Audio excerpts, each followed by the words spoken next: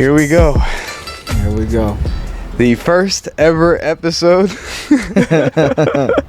First ever podcast episode. Thank you guys for tuning in. I have a very, very special guest. Now one of my best friends. I didn't know you could meet a best friend this late in life. But at this point, he's like a brother. We lived together for almost a full year. Almost a full year. Yeah. And yeah, you guys already know who it is. Laro Benz, a now new fiance. Yeah. Just got engaged yesterday. Big congratulations, bro. Thank you. I appreciate it. How does it feel? I know it's only been like a day, but like, how does it feel?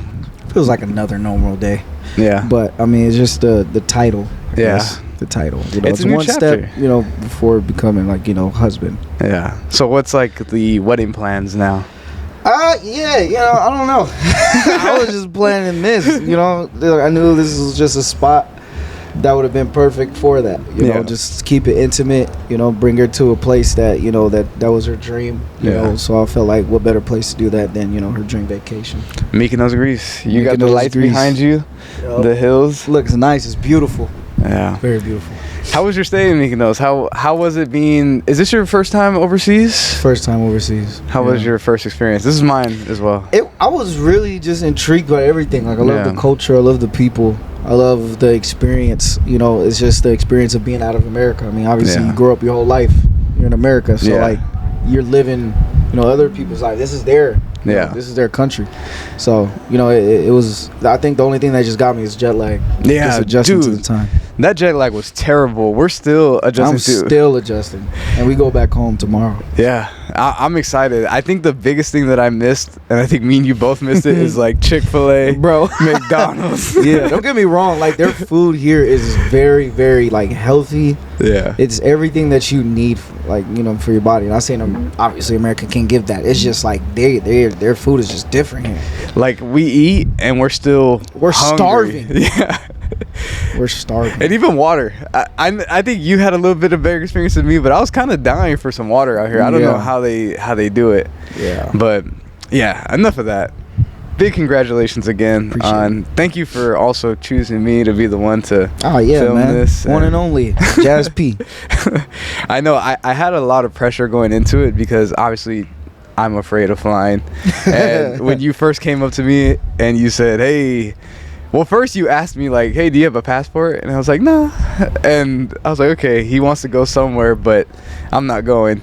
And then you said, well, I'm proposing. And I was like, you really. It's a once in a lifetime thing, You got to capture that. I don't trust nobody else other than Jazz P himself. Thank you, bro. I needed him here. But we made the trip, and I think everything turned out beautiful. What would you say? How do you think? How do you think your engagement went? Is it everything that you ever imagined? I think as it a was kid? more than I imagined. Yeah, I didn't really have anything like set. It was just more of her experience. Like I knew I was gonna enjoy it no matter what, just because I could say, I proposed overseas. I could say that I gave something to my fiance that she dreamed of. Yeah. And people see. I mean, I already dropped the video. There's just the little girl in her that just never expected something like this. So it was good for me to be that person to give that to her. Yeah. So obviously, many people are in relationships. I'm in a relationship. How do you know you're ready? And then also, how did you know she's the one? I think from experience. I feel like everything. I mean, I feel like everybody's gonna hear that a lot. Is the experience. A lot of it comes down to from what you went through in your past life, or not past life, but like your past relationships and everything, things that you learned about yourself. And with her, it was just that everything I felt when it came to her was just happiness. Like I've been in other relationships, but a lot of it I wasn't really happy. But with her, I was just genuinely happy. I was better. I was mature. I was there mentally. I loved myself. Like I feel like you can't just jump into a relationship if you don't even care about yourself. And how you can't love yourself, how can you love someone else? So I loved myself.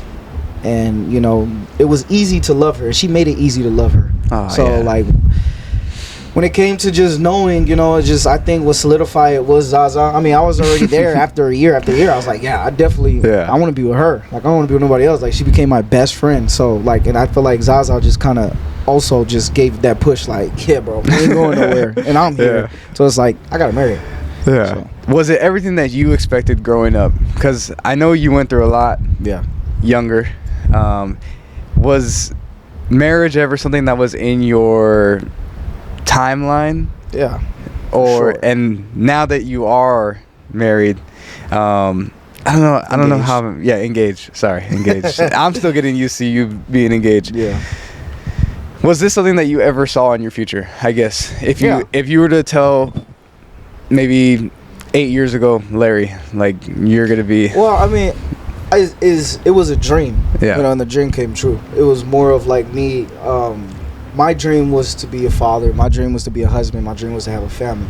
You know, and that dream was fulfilled. So, you know, 8 years ago, I mean, if you would have asked me, I mean, I think I would have still been trying to focus on basketball. Oh, yeah. Focused on stuff like that. But, like, as I got older, I just knew that, you know, I wanted to have a family, you know, to have that, solidify that. You know, I'm going to have 2 boys now. So it's like, that was my dream. And you know, I got that. So I'm happy. It's funny how a lot of people, all the comments were on you, like they were on your head, like, why aren't y'all married, blah blah blah blah blah. And I think some of them came from a good place. But how is it trying to deal with all those comments while knowing, like, in the back of your head, hey, I'm gonna do it? Like, how did you get through that? It was, I don't know, like, things don't really bother me. I don't really care for it. But, you know, I understand that, you know, they wanted what was best for us. They wanted what they felt Sashi deserved, and I already knew that. I mean, I'm with her 24/7. Of course I know what she deserves, guys. Like, let's be real, I know. But it takes time. Like, it takes figuring out. You don't know what goes on in our everyday lives. You don't know what we deal with, whether it's family, whether it's drama, whether it's our relationship, you know, whether it's our son, whether, you know, anything in life. You don't know if our damn house just got destroyed. Like, you don't know anything. So I try to just not let it get to me, because, like, they just don't know. They're just commenting off a second from looking at a video that's 30 seconds to a minute long, and real quick they just react. But I promise 5 minutes later, they're not thinking about it no more. They're not thinking about Sashi being married. They're not thinking about Sashi being engaged. That's you true. know? So some do. I don't know. But I just know some of them just, it's not that serious. So that's why I never take it personally. I don't ever feel no way. You know, it's just how they feel. You know, speak your mind, dog. Well, speaking of your supporters, I think your supporters are one of the most awesome supporters. Very rarely do I ever see like any negative comments. So much. But you built that. Yeah. And that's kind of what I want to lead into now is how you started, because I know people know who you are. Yeah. Like, they see your face, they see Zaza, they see Sachi, but I don't think that there's a lot of new people that are now, and you've said this before off camera, you know, like, now that Zaza's here, there's a lot of new people coming in. Sachi brought in a lot of new people, but I kind of wanted to just ask you, like, how did it start, and then how did you get to Sachi, and then finally Zaza? It was a grind, man. I mean, it all started with my brother and sister. All the OGs know, you know, who's been watching me for over 6+ years. You know, it all started with YouTube with that. I mean, a lot of people don't even know that it all started with music first. You know, just crazy. You know, I had my rap name was Dose at the time. Which Dose. Man, and then... Where did that come from? Hold on. I don't know, bro. It's just... it was bad. But it was with, you know, it was with our group, SOE. It was me, Sai, and Wes. I think that's one of the hardest names, by the way. It's tough. Yeah. It's, you know, society over everything, success over everything. Tough. You know, so that was our group, still our group. We still call it that. But anyways, so it started with that. I was doing music. Especially it was around the time Trippie Redd, XXXTentacion, and Juice WRLD were all big. You know, when the sad music was big. So I was making sad music. I was into it too. I dropped the EP, and I dropped the EP like 2016, 2017 on SoundCloud. Blew up in Russia. They all ended up knowing me. Using my music for their YouTube. But then anyway, so that's fire. It got to me doing videos with my brother and sister. And you know, a lot of people, if you don't know about that, Tyra, she was 11 at the time. Cameron was 9. Was doing a lot of like, you know, at that time was a lot of like prank wars and everything like that. So we did that. So we blew up off that. Videos hit millions of views or 3 million, so on like that. So yeah, that's where it started. Yeah. Now you talking about the build up? Because I was there. I remember this was when TikTok came out and everything. I was at 600K followers. I built that off of, you know, me, Tyra, Cameron, my parents. Yeah. The big push though was with Boba Queen and Zayway. You know, 2 goats right there. Yeah. It started there when we had that push. That was when it really started rolling. That's when it started rolling. That's crazy how at 600K you still feel like you weren't there yet. No, I mean, I knew I wasn't. I mean, too at the time. I didn't know how big TikTok was. TikTok was so new. And when did TikTok come out again? It was during 2020. COVID? Yeah, like COVID time, 2019, 2020. I mean, TikTok was already there for a year or two already. I think 2018, 2019, but it blew up because of COVID. Like during COVID, everybody was on it. Yeah. But yeah, it was that push. You know, I always give my flowers to Zay and Emily because that's where it started. You know, at the time, bro, you know, Emily was 5 years old, and I just remember it. You know, it was I went out to Zay's for a month. Yeah. Shout out to Villanuevas. They've always been there for me. It's the reason why I treat them like family. They're all, you know, mom is mom, Zay is my brother. Yeah. His fiance Alexa is my sister. You know, Sai, Salma, Maya, Emily, whole fam. So yeah, 5 years old, Emily, and I'm sleeping in my room at the time because I think Maya was in college, and Emily walks in and she's just chopping it up, bro. I'm talking about like she's this little, like tiny, but she chopping it up like she like grown. 15, bro. Like the way she's talking to me, like, yo, bro, like, hey, what's up, bro? Like all that. I'm like, yo, you are funny. You are funny. So I started doing videos with her, and I remember it. At the first video I did, she was over my shoulder, and I was like, what's your name? And she was like, Emily. Like little. Yeah. You know. That video did good. It did like 500K. Next video we did hit like 1 million. But then the biggest one was the one where I walked in and I was like, what's up? I was like, what are you doing? And she was like, hey, bro. She was like, you got any friends? And I'm like, yeah, I got friends. And she was like, not me, bro. No cap. 30 million views. Went crazy. She started building her platform over that. How hard were you? Or how often were you posting at that time? Like, were you posting? We were posting a lot. Yeah. Like on all our platforms, me, Zay, Emily, like a lot. You know, and the thing that was cool was that we all merged. Yeah. You know, we all were able to build, you know, our singular path. Yeah. You know, after that, you know, we were posting a lot. It was very consistent. Like that was the group. Yeah. At the time for TikTok for us. I think a lot of people like, yes, they know you're funny, but they don't know how hard you actually work. Yeah. Like, when you really take a step back and if you analyze your content from like a content making standpoint, I think other fellow creators see it and they're like, oh shoot, like he did that cut there, he did that zoom in there, and just knowing like timing and pacing and things like that. But to the average consumer, I don't think they recognize that, which is a good thing. If they recognize that kind of stuff, then that means you're not really doing a good job because they're recognizing like, that doesn't look smooth. But I think that's where did you learn making content? Because you had to learn how to edit. Yeah. You had to learn, hey, I should post at this time. You had to learn just the nuances of social media. Where did you learn that, or was it really just trial and error? It was definitely trial and error. I didn't know. I didn't know the perfect time to post.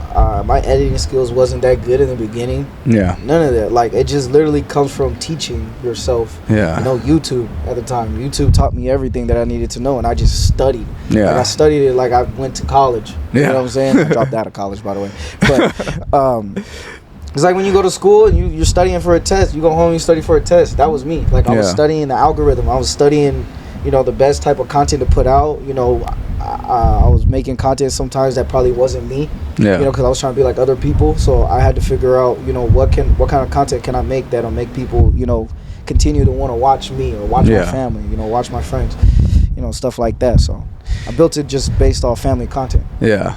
You just said you studied a lot of YouTube. I grew up as a YouTube kid.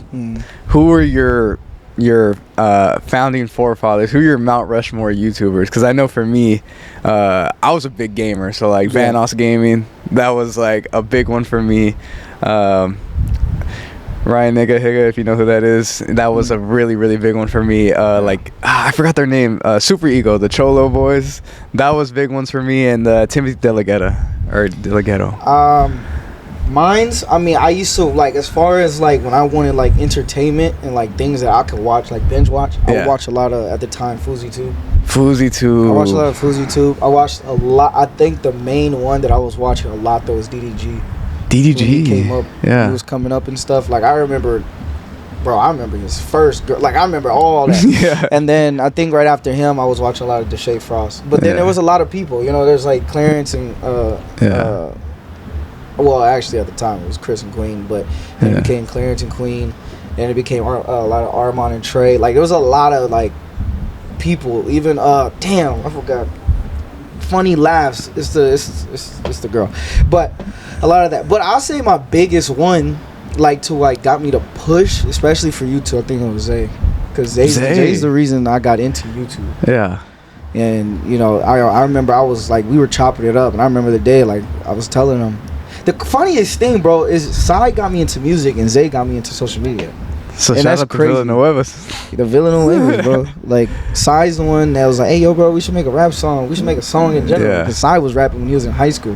Yeah. Making music videos and shit. And then Zay became a YouTuber. And he was like, bro, you should do YouTube. And I was like, I don't know if I should do YouTube. Me doing YouTube? I'm not even a people person. I'm not doing YouTube. Yeah. Then I saw him doing it, and I loved, like, what I was watching. So then I started doing it.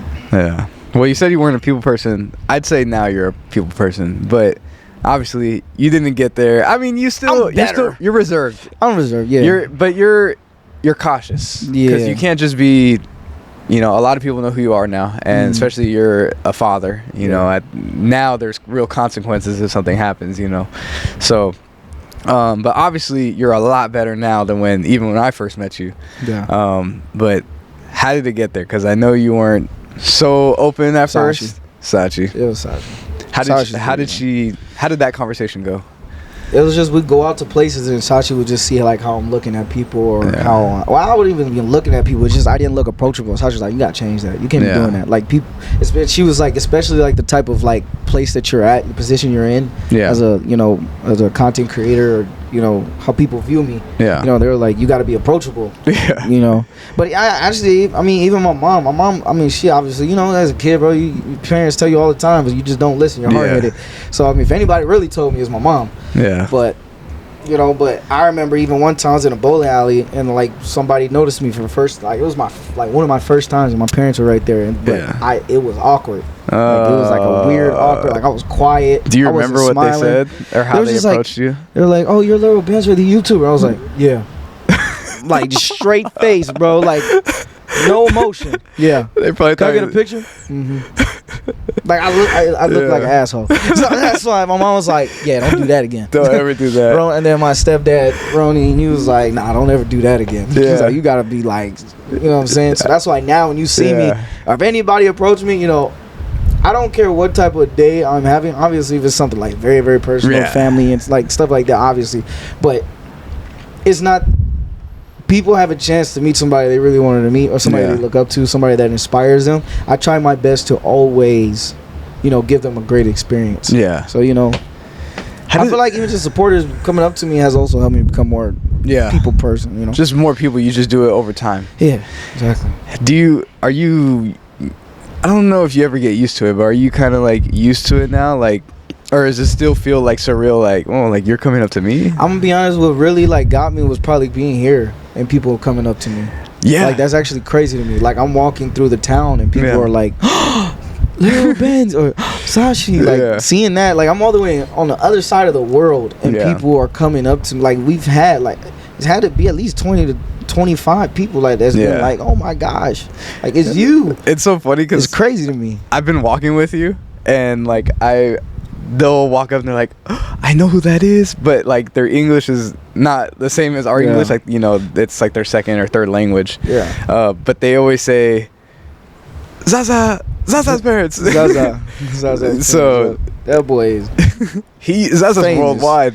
That boy is worldwide. I feel like and I've said this many of times, but I've never said it on the podcast. You have trilogies. Yeah. You know, like Star Wars or Marvel, you know, the Infinity Saga and all that. You have, your first trilogy was, I don't know what we would call that, but like the start, the beginning, which is going with Zay, Emily, Tyra and Cameron. Sorry. And then the second one is Sachi, the Sachi era, just being in a couple. And then the third era is obviously the Zaza era. And I think now we'll talk about the Zaza era a little bit more, but I'm trying to predict what the next one's going to be, because is it going to be fiance, is it going to be family, or is it going to be the fourth baby? That's what I'm kind of curious. What are your thoughts on that? I think you hit it right on the nail, though. Yeah, because like it all started with Tyra and Cameron. Yeah. You know, and I had that whole like stint, you know, and then it went from, you know, Zay, Emily. Yeah. You know, that one was like, I think the one with Zay and Emily was just it's so like, it means so much to me because of the place that I was in mentally, that like they obviously, like Emily probably, especially Emily, probably doesn't know yet because she's still so young, but Zay knows, like, you know, they I feel like they really genuinely saved me mentally from where I was at, you know, and that whole thing was just so fun. It was so enjoyable. You know, so I always give props, and I give so much love, and then give them so many flowers for that. And then the one with Sashi, let's make this clear, though, okay? Let's make it really clear, because a lot of people are new, so I need to make this absolutely clear. Before Zaza, I already had it. It was already there. Let's make that clear. Like, I could understand if I started off and then I blew up because of that. I was already viral, okay? And I'm going to tell you who the real queen at the time was Emily, obviously. Yeah. But I was already viral. Yeah. You know what I'm saying? Make that clear, because a lot of people in the club, oh, he just uses his baby for clout, all that. No. Yeah. First of all, I'm happy to be a father, so I was just sharing it. But yeah, so yeah, I mean, with Emily, you know, and Zay, you know, I built, definitely, you know, we all built our platform off each other. Yeah. You know, and it was a collective. It was a collective thing. And I always told Zay, I was like, you know, sometimes people are going to be in the driver's seat just as long as you get to the same destination. Oh. You know, and ooh, that was good. Yeah, bro, because at the end of the day, you know, everybody, you know, especially when you work as a group, you know, it doesn't matter who's in the driver's seat. Sometimes it'll be me, sometimes it'll be Emily. And I'm going to tell you, Emily was in that driver's seat for a very long time. And she still is. And then sometimes it'll be Zay, you know. And then I feel like for me, you know, as you know, you guys saw that our content changed. Yeah. You know, Zay ended up doing his own thing, and then Emily doing her own thing, then me. You know, and when Sashi came into the picture, it was another big jump. When Sashi came into the picture, I was already at like 10+ million followers. Yeah. But then obviously with her, I ended up gaining like 5 more million. Yeah. You know, so I got to 15 million. So I was at 15 plus. Maybe 13, 14 before Zaza was here. Let's make that clear. Okay, yeah, we're about to get 20 million. We're only 300K away from 20 million followers on TikTok, which is insane. But that goes to show. So yeah, you're right. The different levels. Now, which one had the most impact? I mean, I wouldn't know. But I mean, as of right now, yeah, it's obviously Zaza. Zaza. I feel like the Sachi era made you like huge in the States. Like, okay, we know who. I feel like that captivated an older audience. It kept it brought in, because when me, Zay, and Emily were doing videos, and then especially at the time with me, Tyra, and Cameron, like that, those two. So it's like a part 1, part 2 type of thing. Yeah. That's where we built our platform off of like a lot of kids. The younger audience. Which was watching us a lot. That's when, like, if I go out, kids will notice me more than the parents. You know. Yeah. So it was built off that, you know. And then when Sashi came in the picture, that's when couples all started loving us. Yeah. You know, that's when I started getting the young couples, the older couples. They're like, oh, we love their relationship. Yeah. And then when it came to Zaza, that's when it got like the older, the uncles, the aunties, the grandmas, grandpas, like the whole family tree, boy, like from the 8-year-old all the way to the 61-year-old. Yeah. So it's like now that one, you know, captivated everyone. From the Americans to the Greeks. Everything. Everybody. Everyone. So, the Zaza era, we kind of already been talking about it. One thing that I always commend you on is your storytelling.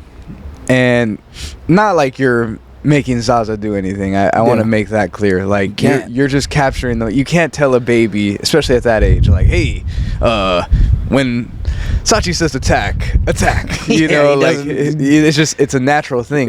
But the way that you're able to capture it is one of the most impressive things, and I've told you this many times off camera, but I have no problem saying it again and again, because it truly is. There's a reason why you've grown so fast in such a short amount of time. It's because of how talented you are in that space. But with that, there is a storytelling aspect that a lot of people don't realize that you have. Is storytelling something that you've learned on your own, or is that something that you've now recently picked up? Because you tell stories you tell micro stories, and then there's a macro story. So the micro stories is, you know, Zaza attacked me this day, or, you know, he did something this day. But then on if you look back from a bird's eye view, you see that you're kind of seeing the growth of Zaza, because you have your own sagas, you know. Zaza has his own sagas. The Zaza attack. He's only 11 months, bro. Yeah, it's crazy. It's crazy. He's not even talking yet. We're talking about him like he's like this like grown man. Like this boy is like he knows what he's doing. But I feel like he does know. How do you feel? Your dad. Okay, your dad. He knows what he's doing. He knows what he's doing. Yeah, he knows what he's doing. Because he knows when the camera's on him. He loves it. he knows what's going on. He's a ladies' man. I've done a couple of videos with him. I think I've done like 5 or 6 videos with him, and one that I did was with Emily. Yeah, and she was holding him, and the way he would just look at the camera, like he just knew, I got your girl. You know, like, where do you think he gets? I think this is like a common question to ask parents. What's the mix of Zaza? Like, is he more you, more her? Like, comedy? I see a lot of both. Yeah. You know, because Sashi's just as goofy as I am. That's why, you know, I feel like he is like a perfect like mix of just both of us when it comes to. I see a lot of her when he has his moods, and then I see a lot of me with his like facial expressions. But a lot of his facial expressions is also Sashi too. Yeah. So I don't know, but I feel like we'll know more as he gets older. Right now he's like literally a baby, but when he's like in the talking and like he starts like understanding more, we're gonna see a lot of like who he's really like. And especially we still have the second baby too. That's another thing. It's like we talk so much about Zaza, and because I mean Zaza is the forefront of, I feel like, all digital media at this point. Yeah. You have another one on the way. Are you excited? Are you nervous? How is it preparing for the second one compared to Zaza? Well, everything went smooth as far as Zaza. I mean, not that nothing's going really smooth with Sashi with this one. It's just Sashi experienced more of like pregnancy as far as sickness and everything like that, and more mood swings and everything like that. So like what people didn't understand, you know, that's why I try to tell people, because people think like, you know, use Zaza for content. It was just that, you know, if Sashi could be in it, she would be in it. Right. But, you know, as her partner, I'm recognizing that, you know, she's not in the mood a lot. So, like, what do I put first? I put her health. I put her mind first, because especially people got to remember, too, you know, postpartum, you know, postpartum depression is real, you know, and all that. So it was more of like, okay, I can't really do videos with her like I want. So who's my go-to? My son. Like, I could do videos with him. I could just show life as a dad, as a father. So I think I'm prepared, man. I'm prepared for the second one. I'm prepared for Zaza. I'm gonna have 202. It's gonna be wild. It's definitely gonna be a roller coaster, but it's not nothing I'm gonna back away from or be worried about or be scared about. Like, I'm excited. And are we done at 2? Or are we? Hell no. We going as long as Sashi can go. Not like that. I'm saying like just like it's obviously based off her. You know, we've had to talk some. You know, she wants to take a break after this one. You know, at least a 2-year break. But I mean, whatever. At the end of the day, I'm blessed. You know what I'm saying? I'm blessed to have 2 kids. You know, so I'm not really tripping. But if we can have more kids, I obviously would love to have more kids with Sasha. Yeah. You know, and have our family. And you got a new house, dude. You've gotten, just in this past year alone, Zaza came. Yeah. You have another baby on the way. You got a new house. Yeah. And now you're a fiance. Yeah. Does it ever like feel like it's moving very quick, or? I think I just kind of like I live in the moment. you know, and I'm not, I really have, I don't think I've even had a chance this past year, even since Zaza has been born, I haven't had a chance to sit back and look at everything. You know, I've always been told, you know, people tell me, and I just, you know, gratitude, you know, thank you, I appreciate you, you know, and all that. But I mean, I just know that, you know, God put me in this position for a reason, you know, so I always try to make sure I do right by him and I do right by my family. Yeah. I think you're a huge family man. Of course. I've learned that from living with you, and I've even told my family things in like my personal conversations with them, you know, because they ask me, well, where do you want to go with social media and stuff like that. And I think social media is just such a new thing, and it is. A lot of people don't realize like you can actually like make a career out of this. And I think you're somebody, I mean, you've grown so fast, so it's very easy to use you as an example. But I've used you as an example to my family, saying like, hey, the way he takes care of his family is the way I would like to take care of my family. Yeah. And I just wanted to ask you, at what point did social media become a full-time thing, and when did you realize I can actually make a living off of this? Because I think a lot of people think they want to do it, but they're kind of scared to make that jump because they don't know, hey, if it doesn't work, you know, things like that. So what was your experience? I honestly had nothing else to do. You know, I dropped out of college. Me dropping out of college was when I knew I had to take this seriously. I just knew college wasn't for me. I mean, my whole life I played basketball, you know, but I played basketball because of school. You know, I needed school to play basketball. So when I didn't have basketball when I was in college, I was like, why am I here? I ain't gonna like being anything, you know, as far as, you know, that other people are, you know, whether they're surgeons, whether they're doctors, whether they're nurses, whether they're therapists, whether they're engineers, you know, architects, all that, you know, that's, I felt like people were blessed, you know, gifted for that, but that wasn't my path. So you know, I was working at FedEx. I was a package handler. I wake up every morning at 4 a.m. and be at work by 5, clock out by 10.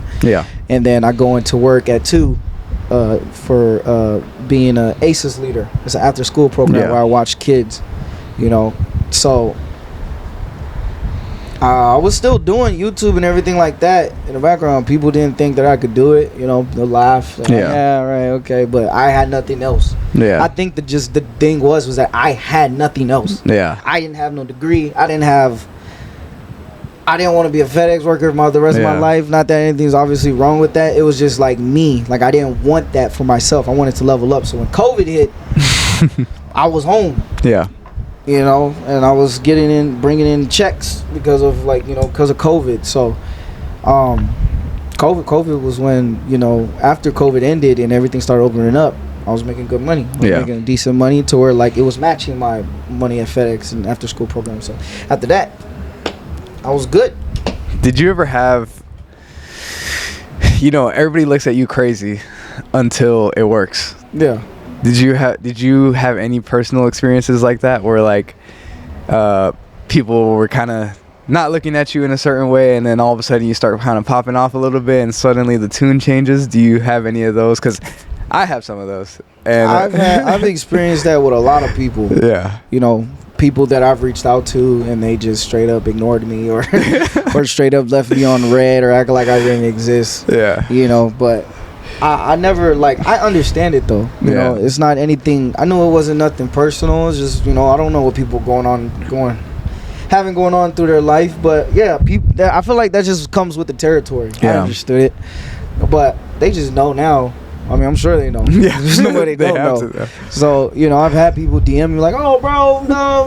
And I'm like, I hit you up one time, or asked for help this one time. Weren't you one of them that laughed saying that you didn't think I'd, you know? It's not that they didn't think I'd be here, but they just thought, like, you know, it's very hard to do. But I was like, why can't I do the impossible? It's just I've never counted myself out. I've always had faith and always believed in myself. It was never. I didn't care about no other man. I didn't care about any other people's, you know, success. I didn't, you know, my whole thing was, and this has always been my motto, and I feel like that's why I'm in the position I am, is that if you worry about another person, you're not gonna grow, because you putting all that time and effort watching somebody else, you could have been putting that effort into you. You know what I'm saying? Yeah. You're trying to plant seeds over there and shit and have it grow over there when you're really supposed to be, you know, growing within yourself. Yeah. So all I did was care about me. I will watch other people. I will learn from them. I would,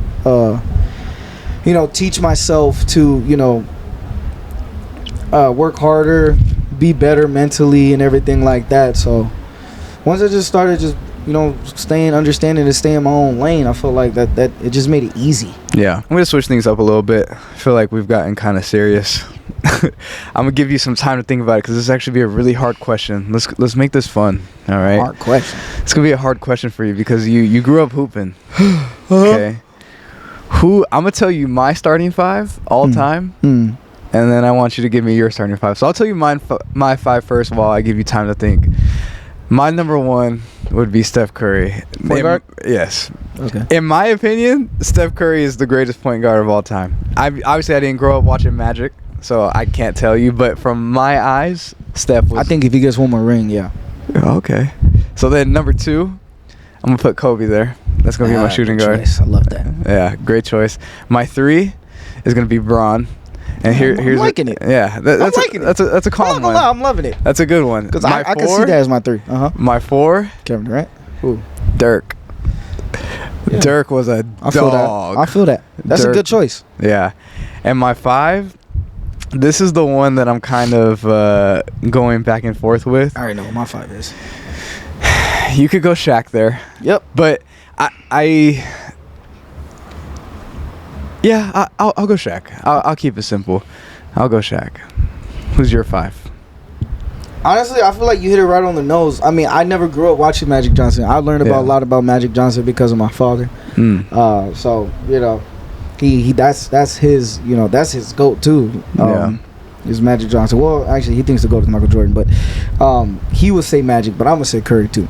I'm gonna say Curry just because Bron is my favorite player, and I've seen Curry just straight dominate, you know, sometimes and take over games, you know, but you can't do nothing but sit back and admire. You know what I'm saying? No glazing, but I'm just saying, bro, like, dude is insane. But I'm with you on the first three. I'm going Curry, Kobe, Bron. My fourth,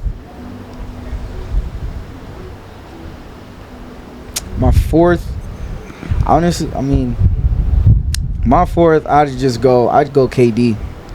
I'd go KD. I go KD. Yeah, I'll go KD, then Shaq.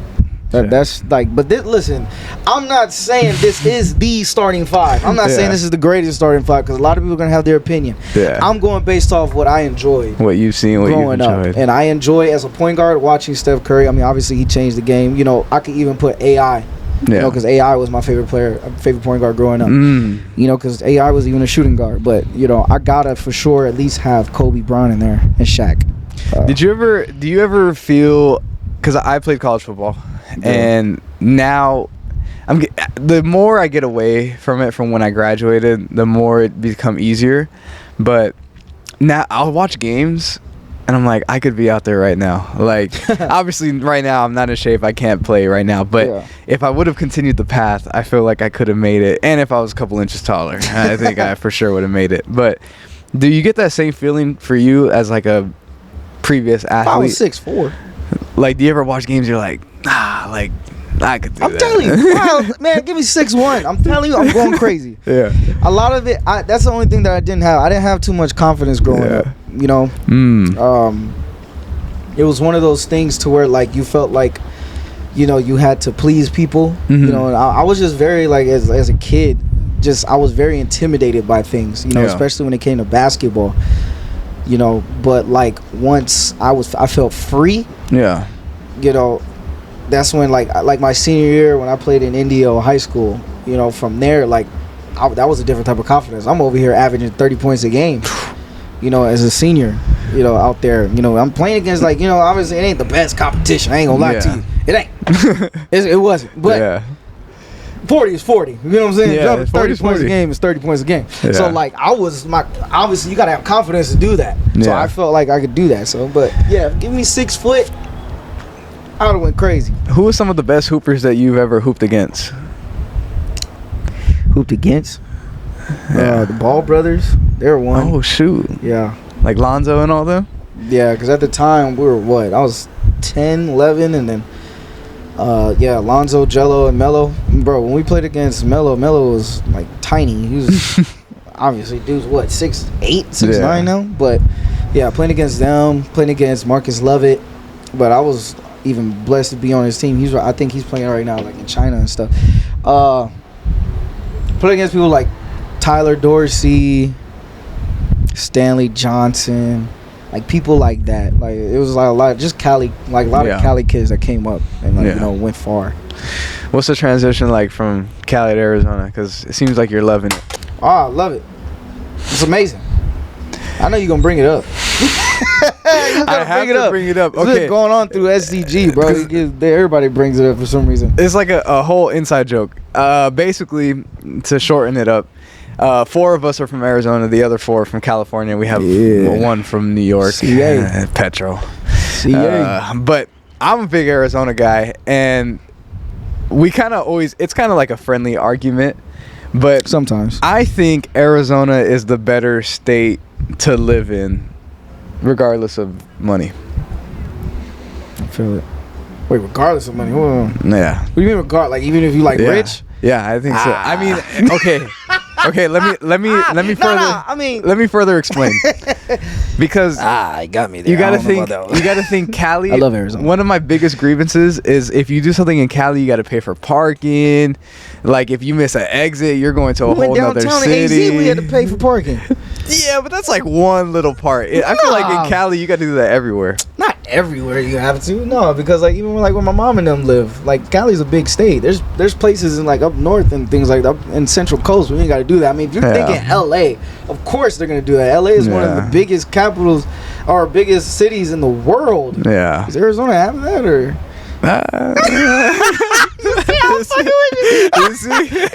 It's Phoenix, like it's Phoenix.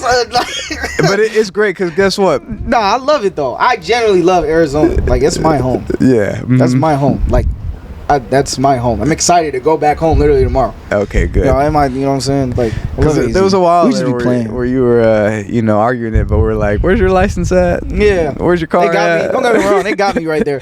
Where I buy my first house at? Where's your son born? I'm like, I get it, but look, I can still say I'm from Cali. Yeah. It's a different feeling when you could, rep where you from. You know what I'm saying? That's why I never knock when you guys rep that you from AZ. You know what I'm saying? It's just I've never heard of it, but I get it. Yeah. You know what I'm saying? Like when you say, I'm from Cali, like it's a different feeling. Like it's like a badge. Yeah. Put on your chest, like I'm from Cali. Niggas be like, I'm from New York. Yeah. People like, I'm from Florida. I'm from Chicago. You know what I'm saying? Stuff like that. It's like you want to rep it. Yeah. You know what I'm saying? So when people be like, but you live here, I'm like, okay, cool. I do, but I'm from Cali though.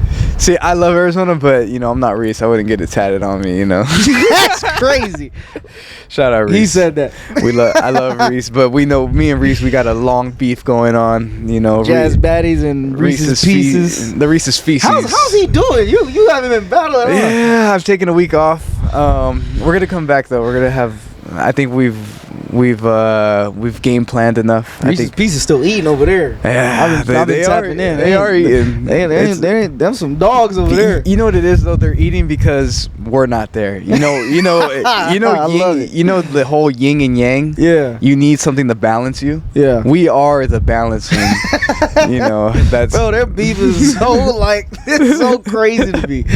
It's so funny to watch though. If you guys don't know, it's TikTok battles. Yeah, it's just TikTok battles.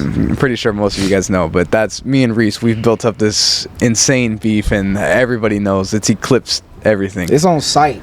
Yeah. Like if the Jazz Baddies on the street right now and the Reese's Pieces was walking by, it's actually they're gonna be like, yo, hey, Jazz Baddies on Reese's Pieces straight up. No, it's actually happened. I went to my local gym, and this girl, she walked up to me and said, "Hey, can I get a picture?" She first of all, she's driving, stops him in the middle of the road, and she knows who she is, and she stops, gets out the car. "Hey, can I take a picture with you? I love you." And I was like, "Oh, cool," and I'm all really nice to her, and I'm like, "Oh, how's your day? Blah blah blah." We take the picture. Yeah. It was so good to meet you.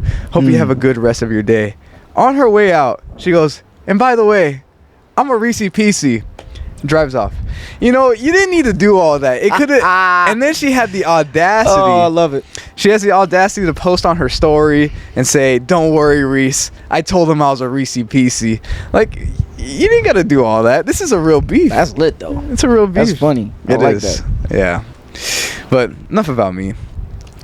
You stopped doing lives. Now you're a full-time YouTuber. You know what's funny? We can kind of talk about it a little bit. We were talking about it in Florida. It was me, you, Josh, Justin, and Money, right? I think that was it. And I think Petro and Prince too. Yeah. And we were at Disney World, and people would walk up to you, obviously, and they'd be like, "Oh, that's that TikToker, that's that YouTuber." Yeah. And it's kind of become a thing now where it's like, if you're a TikToker, it's almost less than YouTuber. I feel like YouTubers now are like the A-list celebrities. Yeah. And then TikTokers are like, we're like the B-list. Yeah. And I guess Facebook, I don't know. Don't knock Facebook. So, in a perfect world, are you just a YouTuber or TikTok? If you had to choose one platform to stick to for the rest of your life, where are you going? One platform to stick to the rest of my life? Yeah. I don't know, man. I feel like I'd have to say TikTok because that's where all the followers are at. But I genuinely love YouTube. I feel like YouTube, you could tell more of a story, but TikTok, you could get a quicker story and get it. You can basically get it in a summary. Yeah. I don't know. I feel like now it's just, you know, I love more if I hear, you know, oh, there's Laro Benz, you know. But now I'm Zaza's father. So. Yeah, he's Zaza's dad. So I don't know. I think I like being told that I'm Zaza's father now. Yeah. Well, I want to say thank you for being my first ever guest. Yeah, man. A lot of people don't know, the audience might not know, but we went through a lot to get to this point. We did. I had to hop on it started hopping on the flight for me. Uh-huh. That was a really big task for me. I was texting him a week before we left, like, dude, I don't know. He's scared. I'm not gonna lie. He wanted to back out. I don't know if I told you, but when in Tucson, Arizona, you can get two passports the same day. Yeah. So I had to drive to Tucson. I drove there the first day, forgot my passport, or forgot my birth certificate. Yeah. So I came back to Phoenix. The next day I had to go back, and we got it situated and stuff like that. Yeah. But the first day, Roderick, our friend, he came with us, and I was like, Roderick, I kind of want to back out. Like, I have such bad flight anxiety, but you've pushed me to. Well, I also had roller coaster anxiety, but now I'm a junkie. Now you got a problem. Get me on any roller coaster. But now planes, I don't know if I'll ever get to the point where I'm good with planes. Super good with planes, but you've definitely. I mean, if it wasn't for you, I wouldn't never leave America. So this is kind of crazy. But all that to say, I really wanted to do this project. I really want to do this podcast. I've talked to him about this for honestly about a year now. Is when I first introduced it, and you were the one who kind of really pushed me to, you know, follow my dreams. And I just want to say thank you so much for pushing me, because I wouldn't quite literally physically wouldn't be here, and and also, you know, career wise I wouldn't be here as well. So I want to thank you for being my first guest. I feel like there was nobody else who I would want to be my first guest, and I don't think this will be our last episode. No, I think this will be have more, man. I'm be here. First. You got a lot of people you got to go through. Yeah, but we're gonna spin the block at some point. Oh yeah, for sure. But I think this was a really good first episode, and I hope you guys enjoyed it. I hope you enjoyed it. Oh yeah, of course. Thank you. Easy. Thank you. Well, thank you guys so much for tuning into the first ever episode of the Unscripted podcast. Hope you guys enjoy it. Please like and subscribe. Please go follow my mans if you're not already following him. I'm sure most of you guys already are. And congratulations on being a fiance again. Thank you, man. I appreciate it. Well, thank you, brother.